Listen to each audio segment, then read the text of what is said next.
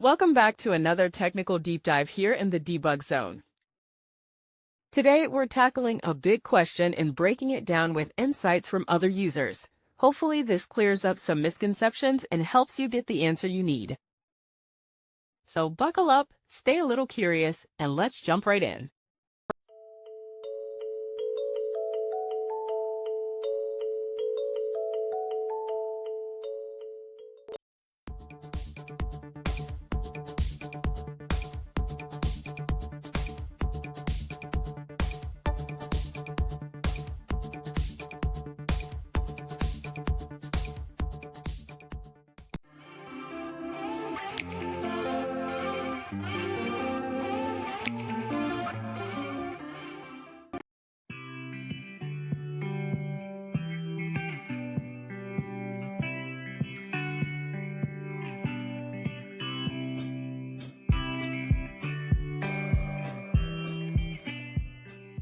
And that's a wrap.